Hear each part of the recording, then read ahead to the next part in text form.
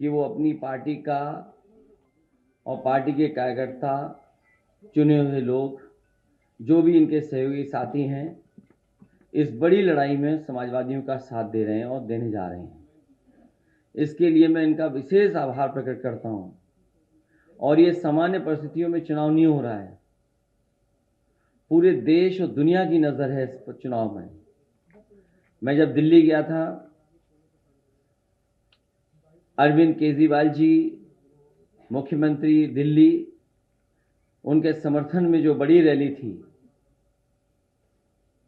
उसमें जब मैं गया था तो यही मैंने कहा था कि दुनिया में भारत की बदनामी हुई है। भारत के बारे में चर्चा हो रही है कि चुने हुए लोग और किसी स्टेट के हेड के साथ ऐसा व्यवहार हो रहा हो। जो इंस्टीट्यूशंस हैं, जिन इंस्टीट्यूशंस से न्याय मिलना चाहिए, उन इंस्टीट्यूशंस में भी भारतीय जनता पार्टी हस्तक्षेप कर रही है।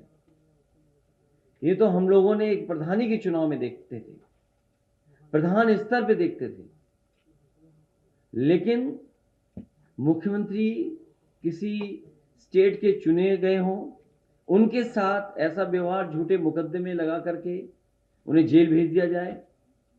इसी तरह झारखंड के मुख्यमंत्री, उन्हें जेल भेज दिया।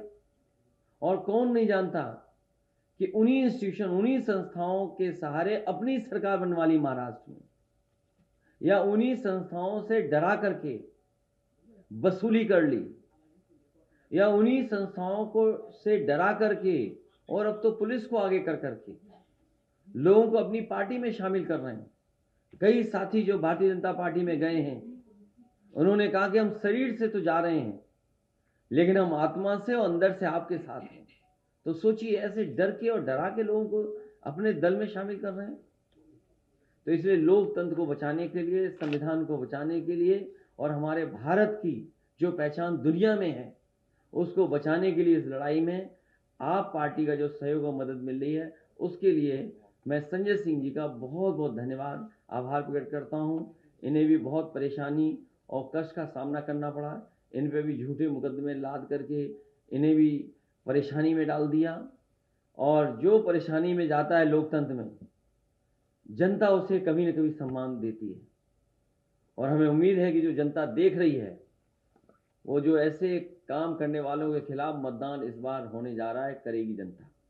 मैं संजय सिंह जी से कहूंगा कि अपनी बात रखें।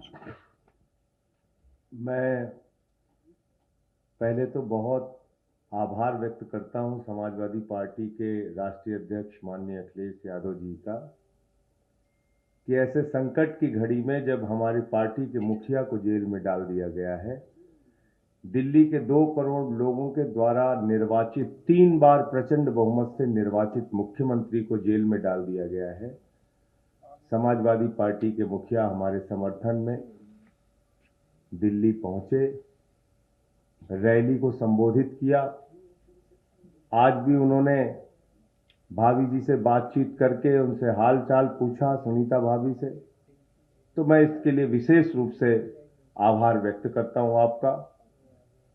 और जिस तरह से दिल्ली में भी ऑपरेशन लोटस शुरू कर दिया गया है, आपने देखा किस तरह से हमारे एक मंत्री को, जिस पे पहले ईडी का छापा पड़वाया गया और बाद में उसको इस्तीफा देने का दबाव बनाया गया। इस लड़ाई में आपने हमारा साथ दिया। फिर से मैं आपकी पार्टी का और आपका हृदय से आभारी हूं। ये 2024 का चुनाव कोई सामान्य चुनाव नहीं है। ये भारत के लोकतंत्र को बचाने का चुनाव है, बाबा साहब के संविधान को बचाने का चुनाव है, और समाज के वंचित, पिछड़े, शोषित लोगों के अधिकार जो छीने जा रहे हैं, देश के नौजवानों को बेरोजगारी के दलदल में जो धकेला जा रहा है, हिंदुस्तान को जो महंगाई की चपेट में लिया जा रहा है, उससे बचाने का चुनाव है। ये 24 का चुनाव कोई सामान्य चुनाव नहीं है। ये एक तानाशाह हुकूमत के खिलाफ लोगों को लामबंद करने का भी चुनाव है।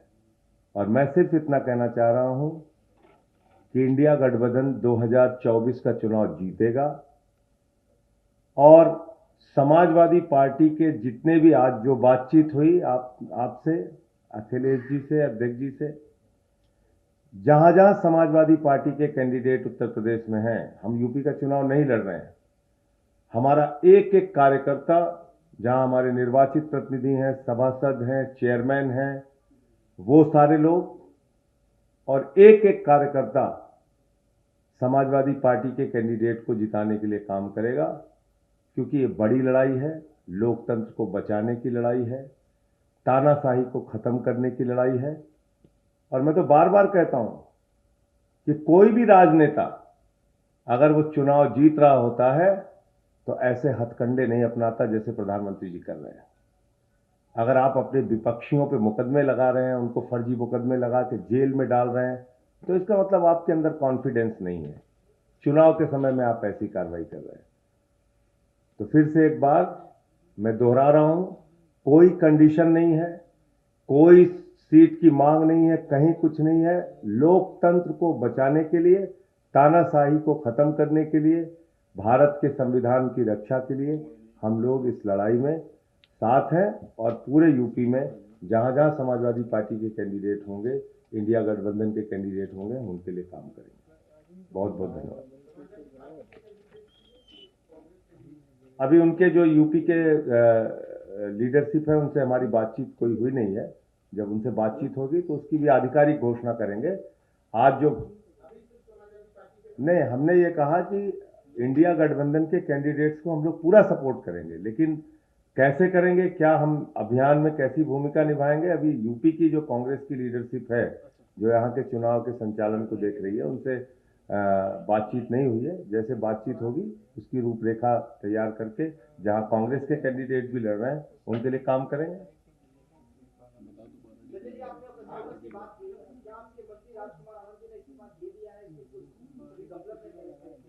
अब उन्होंने सार्वजनिक रूप से आके बयान तो दे ही दिया है, सबके सामने बयान दिया है। अब जिस दिन ईडी के छापे उनके यहाँ पड़े थे, उस दिन क्या बोला था वो भी देख लीजिए। और जब बाबा साहब के संविधान दिवस पे उन्होंने मुख्यमंत्री जी को बुलाया था अपने कार्यक्रम में, उस दिन उन्होंने क्या बोला था मुख्यमंत्री जी के बारे में और कितना सम्मान दलितों का अरविंद केजरीवाल जी कर रहे हैं, वो सारे वीडियो निकाल के देख लीजिए। आधिकारिक जो बयान था उस समय ईडी का, वो देखिए आप, सब कुछ साक्ष्य मौजूद है।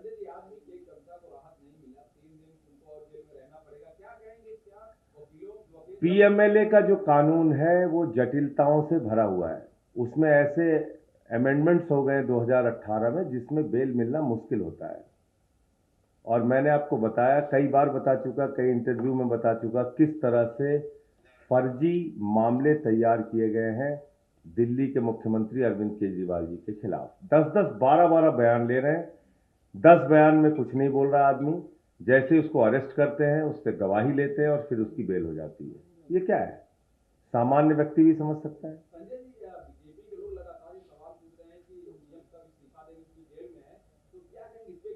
वहां मणिपुर के सीएम के बारे में पूछ रहे हैं? किस सीएम के बारे में पूछ रहे हैं? नहीं, मणिपुर के सीएम को इस्तीफा देना चाहिए। 1 साल से जहां पे हिंसा हो रही है, एक कारगिल के फौजी की पत्नी को निवस्त करके घुमाया गया, जिस राज्य के अंदर कत्लेआम हो रहा है, वहां के मुख्यमंत्री का इस्तीफा नहीं मांगते। जिस अजय मिश्रा टेनी के बेटे ने 4 किसान अन्नदाताओं को कुचल के मार दिया, वो देश के गृह राज्य मंत्री हैं, उनका इस्तीफा नहीं मांगते। अरविंद केजरीवाल का इस्तीफा चाहिए, जो बिजली, पानी, शिक्षा, स्वास्थ्य पे अनुकरणीय काम कर रहे हैं। तो कम से कम नैतिकता भारतीय जनता पार्टी से नहीं सीखनी है। मैं तो कहता हूं कि ये मोदी की गारंटी है, एक एक भ्रष्टाचारी को नहीं छोड़ूंगा, इस बात की गारंटी है। पूरब से लेकर पश्चिम तक, उत्तर से लेकर दक्षिण तक, हर भ्रष्टाचारी को बीजेपी में शामिल करूंगा, इस बात की गारंटी है। अजीत पवार ले लीजिए, नारायण राणे ले लीजिए, छगन भुजबल ले लीजिए, जनार्दन रेड्डी ले लीजिए, किसकी बात, हसन मुशर्रफ ले लीजिए, हेमंत विश्व शर्मा ले लीजिए, शुभेंदु अधिकारी ले लीजिए, मुकुल राय ले लीजिए, कितने नाम गिनाए। चुन चुन के देश के बड़े बड़े भ्रष्टाचारियों को अपनी पार्टी में शामिल कर रहे हैं। और वो भ्रष्टाचार के खिलाफ बोलते हैं। तो इसलिए ये दोहरा मापदंड है।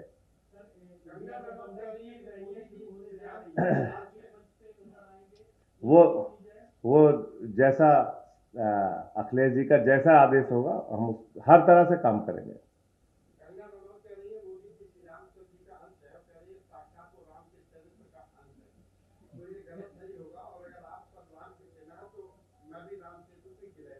किसके लिए कह रही हैं कि अब देखिए जब इंसान अपने आप को भगवान से तुलना करने लगे तो वो अहंकार की पराकाष्ठा होती है। प्रभु श्री राम मर्यादा के प्रतीक हैं।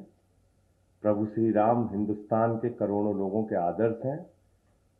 उनसे किसी की तुलना करना मैं समझता हूं कि ये प्रभु श्री राम का अपमान है, और ऐसा अगर उन्होंने किया है तो लोग उनका जवाब देंगे। इस जन्म में संभव नहीं है, इस जन्म में नहीं संभव।